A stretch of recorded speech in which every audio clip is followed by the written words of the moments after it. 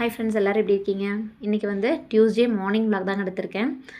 எக்ஸ்போலாம் போயிட்டு வந்துட்டு நேற்றும் இன்றைக்கும் தான் கொஞ்சம் அப்படியே நார்மல் ரொட்டீன் வந்து செஞ்சிட்ருக்கேங்க. கொஞ்சம் சொல்லப்போனால் 2 நாளாக ரெஸ்ட் எடுத்துகிட்ருக்கேன். 15 நாளாக வேலை அதிகமாக இருந்தது இல்லைங்களா, அதனால் கொஞ்சம் 2 நாளாக கொஞ்சம் ரெஸ்ட்டு போட்டாச்சு. இனிமேல் தான் மசாலா ஆர்டர்ஸ்லாம் கொஞ்சம் நிறைய வந்திருக்கு. இனிமேல் தான் செய்யணும். 2 நாள் கழித்து செஞ்சு தரேன்னு சொல்லியிருக்கேன் எல்லா கஸ்டமர்ஸ்கிட்டையும்.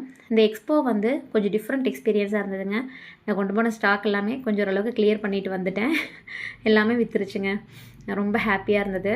நீங்களும் இது மாதிரி சின்ன லெவலில் பிஸ்னஸ் பண்ணிகிட்டு இருக்கீங்கன்னா எக்ஸ்போலாம் ஒரு டிஃப்ரெண்ட் எக்ஸ்பீரியன்ஸாக இருக்கும். ட்ரை பண்ணி பாருங்கள்.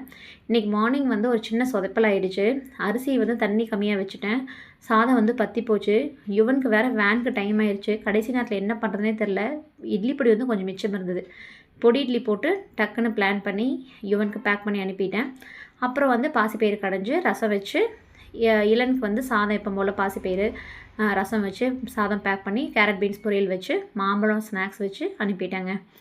எப்படியோ கடைசி நேரத்தில் சமாளிச்சிட்டேன்.